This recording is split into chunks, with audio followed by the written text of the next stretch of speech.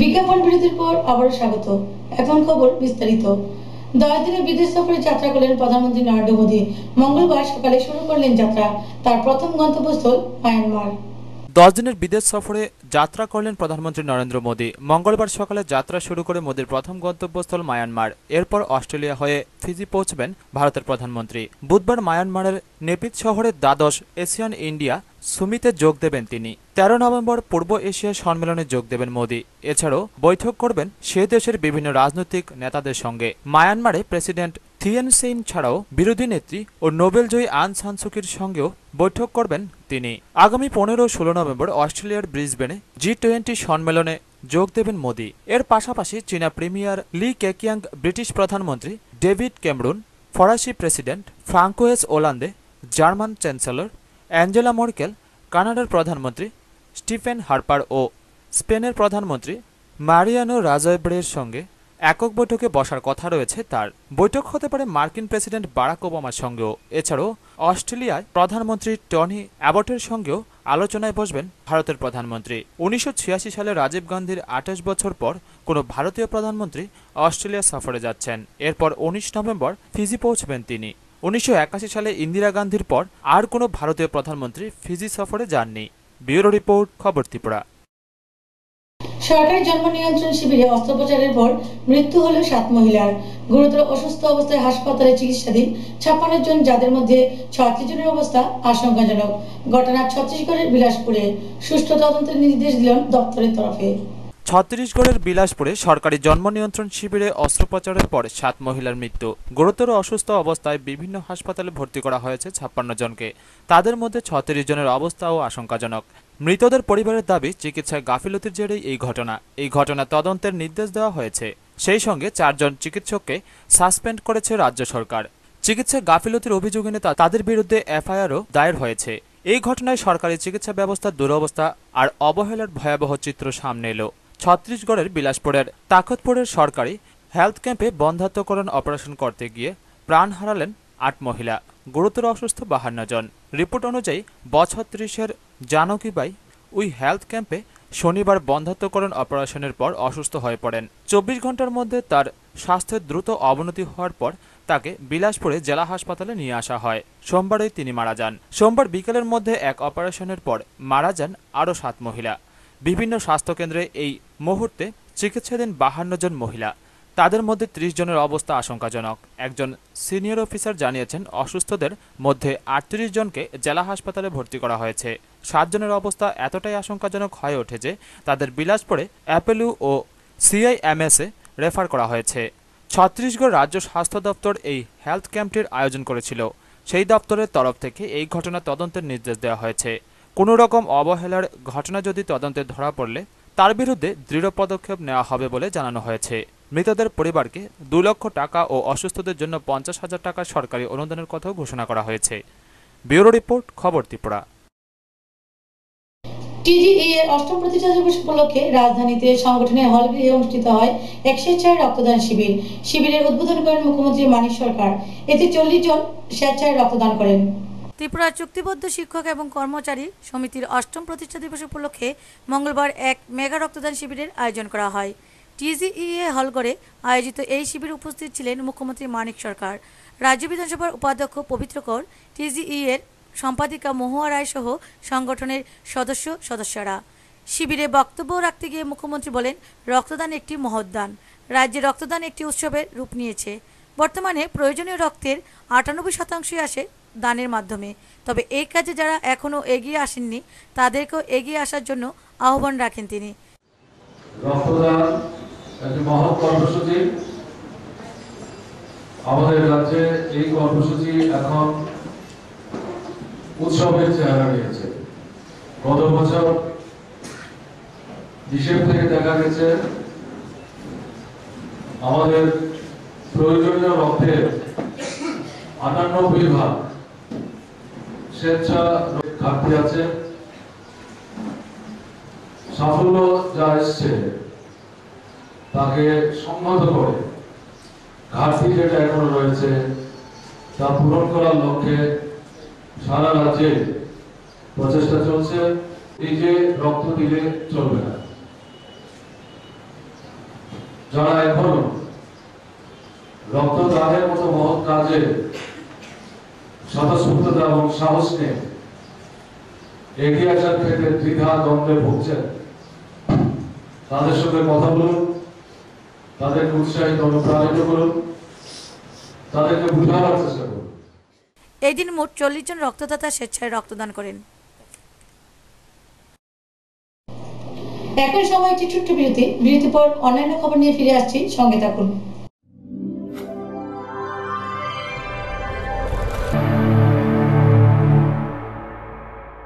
বিজ্ঞাপন বিরতির পর আবারও স্বাগত। উত্তর পূর্ব নাইজেরিয়ায় এক সুইসাইড বোমারের আক্রমণে প্রাণ হারালো 50 জন পড়ুয়া। এই আক্রমণের পিছনে জঙ্গি গোষ্ঠী বোকো হারাম আছে বলে সন্দেহ করা হচ্ছে। সোমবার উত্তর পূর্ব নাইজেরিয়ায় এক সুইসাইড বোমারের আক্রমণে প্রাণ হারালো প্রায় 50 জন পড়ুয়া। এই আক্রমণের পিছনে জঙ্গি গোষ্ঠী বোকো হারাম আছে বলে সন্দেহ করা হচ্ছে। রবিবারে একটি ভিডিও প্রকাশ করে ইসলামিক জঙ্গি গোষ্ঠী বোকো হারাম এই ভিডিওতে তাদের নেতা আবু বাকার শেখাও নাইজেরিয়ায় সরকারের সঙ্গে শান্তি চুক্তি ও যুদ্ধবিরতির দাবি আবারও নস্যাৎ করেছে। সোমবার স্থানীয় সময় 7:50 নাগাদ গভর্নমেন্ট কম্প্রিহেন্সিভ সিনিয়র স্কুলে আত্মঘাতী হামলাটি ঘটে। ছাত্ররা ওই সময় প্রিন্সিপালের দৈনিক সম্ভাষণের অপেক্ষা করছিল। প্রত্যক্ষদর্শীরা জানিয়েছেন, বিস্ফোরণের সঙ্গে সঙ্গে পড়ুয়াদের দেহ ছিন্ন বিচ্ছিন্ন হয়ে ছড়িয়ে পড়ে। আক্রমণস্থলে তাদের ছিন্ন বিচ্ছিন্ন দেহের সঙ্গেই পড়েছিল স্কুল ব্যাগ এবং পাঠ্য বই। এখনও পর্যন্ত এই হামলায় প্রাণ হারিয়েছেন 47 জন, গুরুতর আহত অন্তত 79 জন। নাইজেরিয়া জাতীয় পুলিশের মুখপাত্র জানিয়েছেন, এই ঘটনার পিছনে বোকো হারামই রয়েছে বলে তাদের দৃঢ় বিশ্বাস। ব্যুরো রিপোর্ট, খবর ত্রিপুরা। নাবালিকা ধর্ষণের অভিযোগে অভিযুক্ত 20 বছরের যুবককে 14 দিনের জেল হেফাজতের নির্দেশ দিল আদালত। ঘটনা তেলেমুনা থানাধীন চাকমাঘাট স্থিত তুইমধু মুসলিম এলাকায়। বাড়ির নির্জনতার সুযোগে সংখ্যালঘু যুবক দ্বারা 6ষ্ঠ শ্রেণীর নাবালিকা ধর্ষণের অভিযোগে এক অভিযুক্তকে 14 দিনের জেল হেফাজতে পাঠালো আদালত। ঘটনাটি ঘটেছে তেলিয়ামুড়া থানাধীন চাকমাঘাট স্থিত তুইমধু মুসলিম এলাকায়। ধর্ষক যুবকের নাম গনি মিয়া। শুক্রবার সকাল 10:30 নাগাদ তুইমধু মুসলিম পাড়া এলাকার 20 বছরের ছেলে গনি মিয়া নাবালিকা মেয়েটির নির্জনতার সুযোগে ঘরের মধ্যে ঢুকে পড়ে। অভিযোগ, পরে নাবালিকা মেয়েটিকে ঘরের দরজা বন্ধ করে ধর্ষণ করে। পরে মেয়েটির ভাই ঘরের মধ্যে ঢোকার জন্য দরজা ধাক্কা দিতেই অভিযুক্ত গনি মিয়া ঘটনাস্থল থেকে পালিয়ে যায়। পরে এদিন সন্ধ্যা নাগাদ মেয়ের বাবা মা বাড়িতে ফিরলে ঘটনাটি জানায়। এদিকে মেয়ের পক্ষ থেকে থানায় মামলা করার জন্য থানায় ছুটে আসার সময় এলাকার কয়েকজন বাধা দেয়। ওদের জানানো হয়েছে মেয়েটিকে গ্রাম সালিশি সভায় বিচার করে উপযুক্ত শাস্তি দেওয়া হবে। কিন্তু শনিবার যথারীতি সালিশি সভাতে ছেলের শাস্তি হয় মেয়েটিকে বিয়ে করতে হবে। কিন্তু সে বিষয়ে মেয়ের বাড়ির লোক রাজি থাকলেও ছেলের তরফ থেকে অস্বীকার করা হয়। পরে এদিন রাতেই তেলিয়ামুড়া থানায় মামলা দায়ের করেন ধর্ষিতার পরিবারের পক্ষ থেকে। পুলিশ অভিযুক্ত গনি মিয়াকে গ্রেফতার করে আদালতে তুললে খোয়াই আদালত 14 দিনের জেল হেফাজতের নির্দেশ দেয়। আমি কাজু করছিলাম, আমার এই মেয়ের বাবু কাজু করছে, মায়ের বাসন দিতেছে, ছেলে জিজ্ঞেসে তোর ভাই কই,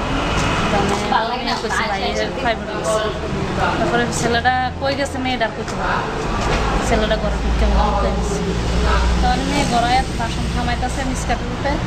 ছেলেটা বলে মায়ের সে মনে হয় 14 ফিল করছে, আবার 2 বছর করে কেউ দিছে না। কোন স্কুলে পড়ে? কোন জিনিসের ঘটনাটা মানে কবে হয়েছে? কবে নাগাদ হয়েছে? শুক্রবার। কটার সময়? 10টা, 10:30, 11টা। আপনার কি বাড়িতে ছিলেন না? না কেউ? এখন কি কেস দিয়েছেন আপনারা? ব্যুরো রিপোর্ট, খবর ত্রিপুরা। কাঠালিয়া কৃষি সেক্টরের উদ্যোগে সোমবার অনুষ্ঠিত হল ভ্রাম্যমাণ মৃত্তিকা পরীক্ষা ও কৃষি বিষয়ক সচেতনতামূলক শিবির। শিবিরে রাজ্য স্তরের কৃষি বিজ্ঞানীরা কৃষি বিষয়ে নানা পরামর্শ দেন কৃষকদের। কাঠালিয়া কৃষি সেক্টরের উদ্যোগে জরুরি ভিত্তিতে সোমবার ভ্রাম্যমাণ মৃত্তিকা পরীক্ষা ও কৃষি বিষয়ক সচেতনতামূলক শিবির অনুষ্ঠিত হয়। যদিও এদিন কৃষকের উপস্থিতির সংখ্যা ছিল অত্যন্ত নগণ্য, কিন্তু তার চেয়েও বেশি উপস্থিতি ছিল রাজ্য স্তরের আসা কৃষি বিশেষজ্ঞ বিজ্ঞানীদের। উল্লেখ্য যে সাম্প্রতিক আমন ফসলে রোগাক্রমণে বহু চাষির কৃষি জমির ধান গাছ সম্পূর্ণ ঝলসে যাওয়ায় সেক্টর এলাকার কম বেশি 1.5 শতাধিক চাষির ঘরে এবার সোনালী ফসল তোলা সম্ভব হবে না। তাই আগাম সতর্কবার্তা নিয়ে এদিন কৃষি বিজ্ঞানীরা এসেছিলেন। বড়ু ফসলে যেন অনুরূপ রোগাক্রমণ প্রতিরোধে সুসংহত উপায়ে কৃষি জমির স্বাস্থ্য ও রোগ পোকা নিয়ন্ত্রণ করা যায়, সেই লক্ষ্যেই এদিনের এই জাতীয় ভ্রাম্যমাণ শিবির। অনুষ্ঠানে আলোচনায় অংশ নেন পঞ্চায়েত সমিতির ভাইস চেয়ারম্যান অশোক চক্রবর্তী, পঞ্চায়েত সমিতির কৃষি বিষয়ক স্ট্যান্ডিং কমিটির প্রেসিডেন্ট তপন কর, রাজ্য স্তরের কৃষি বিশেষজ্ঞ দীপঙ্কর দে, সোনামুড়া মহকুমা কৃষি আধিকারিক মনোজিৎ ভট্টাচার্য প্রমুখ। সবশেষে কাঠালিয়া সেক্টর অফিসার রাজীব বাবু জানান, 100 চাষির নাকি মাটির নমুনা পরীক্ষা করে সঙ্গে সঙ্গে সার্টিফিকেট প্রদান করা হয়। বন্ধু সরকার এই রাজ্যের মধ্যে এখনো পর্যন্ত কোনো কৃষক আত্মহত্যা করতে হয়নি এবং আমরা চাইছি এই রাজ্যের মধ্যে কৃষকরা যাতে মাথা উঁচু করে দাঁড়াতে পারে, তার জন্য এই রাজ্যের সরকারের সীমাবদ্ধ ক্ষমতার মধ্যে দাঁড়িয়ে যতটুকু কৃষকদেরকে সাহায্য করা যায় এই জাতীয় সাহায্য করার জন্য কৃষি দপ্তরের মাধ্যমে এবং আমাদের বিভিন্ন নির্বাচিত যে সংস্থাগুলি আছে পঞ্চায়েত সমিতি এবং জেলা পরিষদ থেকে শুরু করে। নারায়ণ বৈদ্যের রিপোর্ট, খবর Tripura. Contract teacher and employees অ্যাসোসিয়েশনের উদ্যোগে সালেমা অঞ্চল কমিটি এক স্বচ্ছ ভারত অভিযান কর্মসূচি করেন। এতে অনুষ্ঠানের উদ্বোধন করেন ধলাই জেলা পরিষদের সভাধিপতি Shailesh Acharya. Tripura contract teacher and employees অ্যাসোসিয়েশনের সালেমা অঞ্চল কমিটির উদ্যোগে সোমবার মেহেন্দি হাওর এডিসি ভিলেজের হাই স্কুলে অনুষ্ঠিত হয় স্বচ্ছ ভারত অভিযান নিয়ে আলোচনা চক্র এবং সাফাই অভিযান। প্রদীপ প্রজ্বলন করে অনুষ্ঠানের উদ্বোধন করেন ধলাই জেলা পরিষদের সভাধিপতি শৈলেশ আচার্য। উপস্থিত ছিলেন সংগঠনের রাজ্য সভাপতি রাজেন্দ্র দেববর্মা, বিভাগীয় কমিটির সম্পাদক গণেশ দাস, রাজ্য কমিটির সদস্য দিব্যেন্দু শর্মা, বিদ্যালয় পরিদর্শক কমলপুর রবীন্দ্র দেববর্মা, কমলপুর প্রেস ক্লাব সম্পাদক সুপ্রিয় দত্ত সহ বিদ্যালয়ের ছাত্রছাত্রীরা। ত্রিপুরা কন্ট্রাক্ট টিচার অ্যাসোসিয়েশনের রাজ্য সভাপতি রাজেন্দ্র দেববর্মা বিশেষ অতিথির ভাষণে বলেন, শিক্ষকতার পাশাপাশি সামাজিক দায়বদ্ধতার নিরিখে সংগঠন কাজ করে থাকে। উদ্বোধক ধলাই জেলা সভাধিপতি শৈলেশ আচার্য উদ্বোধকের ভাষণে বলেন, স্বচ্ছ ভারত অভিযান কেবলমাত্র নাম পরিবর্তন হয়েছে, আগে ছিল নির্মল ভারত অভিযান। নামকরণে কিছু যায় আসে না, মুদ্রা কথা হচ্ছে পরিষ্কার পরিচ্ছন্ন এবং সবুজ ভারত গড়ে তোলা। স্বাস্থ্য এবং বিভিন্ন কৃষি সমস্ত কাজগুলোতে যেন আমরা স্বচ্ছতা প্রকাশ করে পরিকল্পনাগুলিকে আমরা বাস্তবায়িত করতে পারি। তার সাথে একেবারে ডাইরেক্টলি যেটা এফেক্ট হচ্ছে সাফাই অভিযান বলে পরিষ্কার পরিচ্ছন্নতা, এটা তো আছেই, বিভিন্নভাবে আলোচনা হয়েছে। পৃথিবীর এমন কিছু দেশ আছে যা স্বচ্ছতার দিক থেকে অত্যন্ত উন্নত স্তরে আছে, আবার কিছু দেশ আছে যা স্বচ্ছতার দিক থেকে অনেক পেছনে আছে। আমাদের ভারতবর্ষের অবস্থানটা একেবারে খুব উপরের দিকে আছে আমরা তা নয়, আর একেবারে নেই আমাদের ভারতবর্ষের স্বচ্ছতা তাও ঠিক নয়, আমরা একটা মাঝামাঝি অবস্থান আছি। এই অবস্থানটাকে আরো উপরের দিকে উঠিয়ে নেওয়ার জন্য নতুন আলোচনা শেষে প্রত্যন্ত এডিসি এলাকার মেহেন্দি হাওর এলাকার সাফাই অভিযান করেন উপস্থিত অতিথিবৃন্দ সহ সংগঠনের সদস্যরা। ব্যুরো রিপোর্ট, খবর ত্রিপুরা। বহু প্রতীক্ষার পর খোয়াই জেলা হাসপাতালে প্রথম সিজারিয়ান অপারেশন সফল হলো। এতে মা ও শিশু সুস্থ আছে। বহু প্রতীক্ষিত খোয়াই মহকুমা হাসপাতাল এখন জেলা হাসপাতালে উন্নীত হয়েছে সবেমাত্র। তার মধ্যে নতুন পলেক জুড়ে গেল জেলা হাসপাতালের মুকুটে। রবিবার ত্রিপুরা বিধানসভার মুখ্য সচেতক সমীর দেব সরকারের হাত ধরে জেলা হাসপাতালে সিজারিয়ান অপারেশন বিভাগ চালু হবার সুবাদে রেহাই পেয়ে গেলেন বহু প্রসূতি মায়েরাই। এই বিভাগ চালু হবার 24 ঘন্টার মধ্যে সোমবার প্রথম সিজারিয়ান অপারেশন হলো বিনালক্ষী দেববর্মা নামে এক প্রসূতি মায়ের এবং সফলতার সাথে তিনি এক কন্যা জন্ম দিলেন। বর্তমানে মা ও শিশু দুজনেই সুস্থ রয়েছে। প্রসূতি বিশেষজ্ঞ ডক্টর দেবাশিস সাহা জানালেন, তিনি বিগত 3 থেকে 3.5 বছর যাবৎ খোয়াইতে থাকার কারণে কোনো সিজারিয়ান অপারেশন করেননি। তবু সোমবার কোনো ধরনের অসুবিধার সম্মুখীন না হয়েই খোয়াই জেলা হাসপাতালে প্রথম সিজারিয়ান অপারেশনটি করে তিনি উচ্ছ্বসিত। ওনার সহযোগীদেরও ধন্যবাদ জানিয়েছেন তিনি। আজ পর্যন্ত সিজার কোনো অপারেশন খোয়াইতে হয়নি এবং প্রথম এই অপারেশন আপনি নিজে করলেন, কি অনুভূতি আপনার মনে হইতেছে? সত্যি একটা কি বলবো, একটা খুবই সুন্দর এবং একটা অভূতপূর্ব অনুভূতি। আমি যদিও আগে উদয়পুরে থেকে করেছি, কিন্তু এখানে 3 বছর হলো আমি এসেছি, আর তো করার সুযোগ পাইনি। আজকে প্রথম একজন বিনালক্ষী দেববর্মা নামক একজন পেশেন্টের সিজার করতে পেরেছি। ওনার মেয়ে হয়েছে, কান্না করেছে, ফুটফুটে একটা মেয়ে, আপনারা হয়তো দেখেছেন। মাও এখন বাচ্চা দুজনেই সুস্থ আছে। আশা করি ভবিষ্যতে আরও সিজার অপারেশন করে খোয়াইবাসীর উপকারে লাগতে পারবো, এটাই আমার আশা। উল্লেখ্য, 4 জানুয়ারি 1954 ইংরেজি খোয়াই হাসপাতালের ভিত্তিপ্রস্তর স্থাপন করেছিলেন তৎকালীন চিফ কমিশনার ভি নানজোপ্পা। মাত্র 10 শয্যা বিশিষ্ট হাসপাতালের সূচনা হয়। বর্তমানে জেলা হাসপাতালে শয্যা সংখ্যা 300 ছাড়িয়েছে। খোয়াই, রামচন্দ্রঘাট, প্রমোদনগর, আশারাম বাড়ি সহ বিস্তীর্ণ এলাকার জনসাধারণ হাসপাতালের চিকিৎসা পরিষেবার সুযোগ গ্রহণ করেন। বিগত দিনে গর্ভবতী মহিলাদের ঝুঁকি নিয়ে আগরতলায় যেতে হতো, খরচ হতো অঢেল। কিন্তু তেমন অভিজ্ঞতা না থাকার ফলে গর্ভাবস্থায় মহিলাদের নিয়ে চরম অস্বস্তিতে পড়তে হতো তাদের পরিবারকে। কিন্তু 10, 11, 14 এই তারিখটি খোয়াইবাসীর জন্য স্মরণীয় দিন হিসেবে লিপিবদ্ধ হয়ে থাকবে। জেলা হাসপাতালে প্রথম অপারেশনের সাক্ষী এই তারিখ। সোমবার সকাল 9টার পর রামচন্দ্রঘাট এলাকার বিনালক্ষী দেববর্মা একটি ফুটফুটে কন্যা সন্তান জন্ম দেন। এই সিজারিয়ান অপারেশন নিয়ে জনমনে এই দিন কৌতূহল ছিল লক্ষণীয়। সবাই উৎসুক ছিলেন অপারেশন কেমন হয় তা জানার জন্য। প্রথম দিন প্রথম মা ও শিশু এবং চিকিৎসক ও অন্যান্য স্টাফরা চিরস্মরণীয় হয়ে থাকবেন খোয়াই জেলা হাসপাতালের ইতিহাসে। ব্যুরো রিপোর্ট, খবর ত্রিপুরা। সিপিআইএম ওমপি অঞ্চল কমিটির উদ্যোগে মহান নভেম্বর দিবস উপলক্ষে অনুষ্ঠিত হয় এক স্বেচ্ছায় রক্তদান শিবির। শিবিরে উপস্থিত ছিলেন পার্টির রাজ্য কমিটির সদস্য মীরা চৌধুরী সহ অন্যান্যরা। সিপিএম ওমপি অঞ্চল কমিটির উদ্যোগে সোমবার ওমপি কমিউনিটি হলে অনুষ্ঠিত হয় এক রক্তদান শিবির।